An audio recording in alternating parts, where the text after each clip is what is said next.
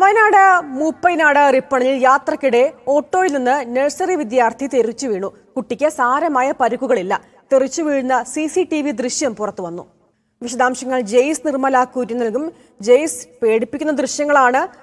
കുട്ടിക്ക് പരിക്കുകളില്ല എന്നത് ആശ്വാസകരമാണ്. എന്താണ് ഉണ്ടായത്?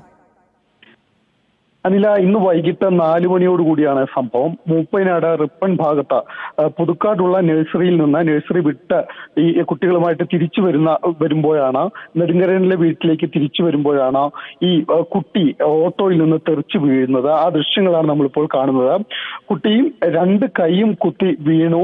തലയിടിക്കാത്തതുകൊണ്ട് ആദ്യഘട്ടത്തിൽ ആ ഒരു അപകടം ഒഴിവായി. അത് മാത്രമല്ല, കുട്ടി ഈ ഓട്ടോ അമിത വേഗതയിലായിരുന്നു എന്ന് ദൃക്സാക്ഷികൾ പറയുന്നു. ഓട്ടോയുടെ ഈ ടയറിനടിയിലേക്ക് കുട്ടിയുടെ കാൽ വീണു പോകാതിരുന്നതും വലിയൊരു ദുരന്തമാണ് ഒഴിവാക്കിയത്. മറ്റു വാഹനങ്ങളും പിന്നിൽ നിന്ന് ഉണ്ടായിരുന്നില്ല. പിന്നീട് കുട്ടിയെ എല്ലാവരും കൂടി എഴുന്നേൽപ്പിച്ച് ആവശ്യമായിട്ടുള്ള സൗകര്യങ്ങൾ, ശുശ്രൂഷകൾ നൽകുകയായിരുന്നു. ഈ ഓട്ടോറിക്ഷയ്ക്ക് സൈഡ് ഡോർ ഉണ്ടായിരുന്നില്ല എന്നുള്ളതാണ് ഇപ്പോൾ ഉയരുന്ന പ്രധാനപ്പെട്ട ആക്ഷേപം. ഒപ്പം തന്നെ ഓട്ടോ അമിത വേഗതയിലായിരുന്നു എന്നും പറയുന്നു. ഏതായാലും കുട്ടി അത്ഭുതകരമായിട്ടാണ് രക്ഷപ്പെട്ടത്. തല ഇടിച്ചില്ല. കുട്ടി 2 കൈയും കുത്തിയാണ് വീണത് എന്നുകൊണ്ട് തന്നെ തല ഇടിക്കാതെ രക്ഷപ്പെട്ടത് ഏതായാലും വലിയ ആശ്വാസമായി. കുട്ടിയുടെ കൈക്ക് ഇപ്പൊ അല്പം തൊലി പോയി പരിക്ക് ഉണ്ട് എന്നതിലൊഴിച്ചാൽ മറ്റ് അപകടങ്ങളൊന്നും കുട്ടിക്ക് ഏറ്റിട്ടില്ല എന്നുള്ളതും ആശ്വാസകരമാണ്.